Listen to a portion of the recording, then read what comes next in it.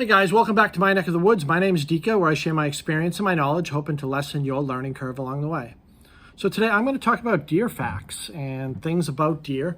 There's a guy out there, his name is Steve Rinella. If you haven't watched some of his programs, I highly encourage you to do that, especially if you're a hunter. He has a show on Netflix called Meat Eater, and then he has another show called Stars in the Sky, which is absolutely phenomenal. I could probably watch it a million times. Just the things that he has to say about hunting and his passions and how he does it. But I'm going to quote him on this. And he gave a talk once, and he was talking to some vegans that were against hunting. And he wasn't able to sway their opinion on but he was able to gain their respect based on his answers. And that inspired me to do some stuff on some deer facts. And we as hunters, we probably know more about deer than most people, excluding like people who study deer and whatnot. But we tend to learn a lot about deer. So I'm going to start this as probably be a series of videos. I'm going to start with some more basic things about deer, white-tailed deer to be more specific, and we'll go from there. All right. First off, if this is the first time visiting the channel, please sub it, especially if you like this type of content. It's mostly fishing and hunting. There are some few other little tidbits mixed in. I do a lot of product reviews on fishing and hunting equipment also. All right, so my deer facts. I'm not sure how many I got. I think I got 6 or 7 of them. First off, deer are very, very good swimmers. Excellent swimmers. Here in Massachusetts, you'll see them swimming in the Cape Cod Canal. You'll see them swimming in the ocean. They'll make their way out to some of the islands in the harbor, and they swim in fresh water. And we don't see it often, but they are excellent swimmers. All right. My second tip, I guess, is deer, and this is more for a mature buck, just because of the athleticism. Deer can run up to about 35 to 40 miles an hour. That's impressive, especially for a big animal. If you've ever seen a mature buck, I mean, upwards of 200 pounds plus, running 35 miles an hour. It's more for big bucks anyway, or mature bucks that are going to be running upwards of those speeds. The does, they can run fast, don't get me wrong, but it's usually the athleticism and the aggressiveness of the larger animals. All right, that will go faster. Their sight. Now, they're known for their nose, but they're not really known for their sight. Now, it's believed that they view in a lower resolution than human beings do, but they can see 310 degrees, which means they can see everywhere except for directly behind them, and that's if they're looking straight ahead, because their eyes are fixed on the sides as opposed to the front like human beings. So they can see everywhere but directly behind them, and obviously they just need to turn their head a little bit, and then they can see in different directions. As I said, they're not known for their eyesight, which is why a lot of times a deer can't see you if you don't move. So remember that when you're hunting out there. My next sort of fact here is deer are monogamous and polygamous. They have been known to seek out some of the same does year after year after year for mating purposes. I don't know if it's a preference, a good lover or whatnot, but they have multiple partners. Mature bucks try to breed as many deer as they can during the rut or throughout their season. But they have been known to go back to the same areas looking for the same doe to potentially breed with them, which makes them monogamous to them and polygamous. So I guess you could just call them polygamous, but they do seek out some of the same doe. All right. Another fact is deer have antlers.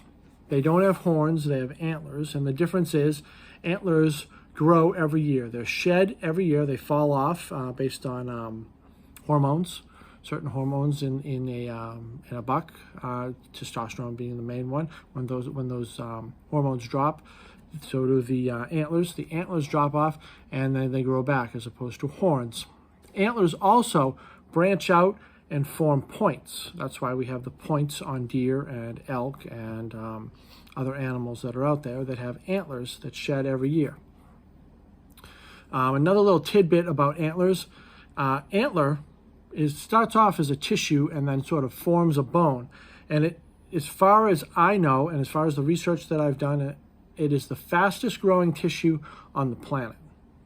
It can grow upwards of a ½ an inch a day or 2 inches per week. When I looked into a lot of these facts, I want to make sure that they were facts and they weren't just things that I've picked up over the years and sort of passed on. So I did a little research on some of these things that I feel that I know, and made sure that they were actually facts. So it can grow 2 inches a week and upwards of a ½ an inch a day sometimes, which is impressive. And when an antler grows, it grows underneath this sort of soft tissue, fuzzy tissue called velvet. And then when the antler reaches its maturity, the deer rub the antlers on trees and stumps and the ground, and it takes off the velvet, and then you have that bone antler underneath. Now, antlers, deer antlers in particular, and I believe it's white-tailed deer antlers in particular, have medicinal properties. There are some cultures across the globe that will grind the antler down and make it a powder, and you can ingest it, and they'll put it on wounds and other things. It can be used. And then the velvet, they say it's an anti-carcinogen. And it has has a ton of antioxidant properties, and some people, if they can get the velvet, they'll make it into pills, and we ingest them. This has not reached our sort of medicine that we have as far as hospitals and everything like that, but more traditional medicine, a lot of cultures use the deer antler as a powder and the velvet as a pill, as an oral.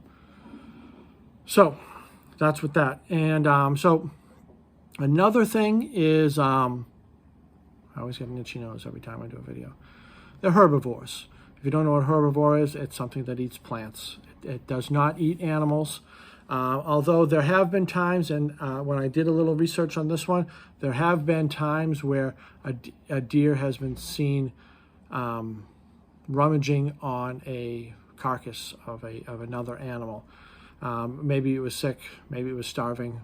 I'm not sure of the circumstances, but there have been cases where this has happened. But for the most part, they eat sticks and twigs and leaves, and they browse leaves, berries, things of that nature.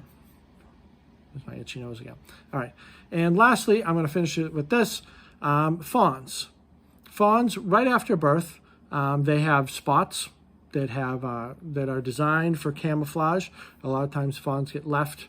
They're sort of trained, or instinctually they will stay in tall grass or in wooded areas, and the mother will just put them there, and they will stay there for the entire day. And believe it or not, the spots provide excellent camouflage for them. Another thing on fawns is when a fawn is born, it can usually walk within 30 minutes. As opposed to human beings, so it takes upwards of years or whatnot. But it can usually walk. A lot of times they're born and they get up and they're wobbly, but they can usually instinctually walk within 30 minutes. So that's all I got for you right now as far as my deer facts. I'm sure I'll have a part 2 and a part 3 and a part 4 and whatnot. But as of right now, that's all I have for you. Please sub the channel, like some of my videos, and make some comments. I'll talk to you guys later. Be well.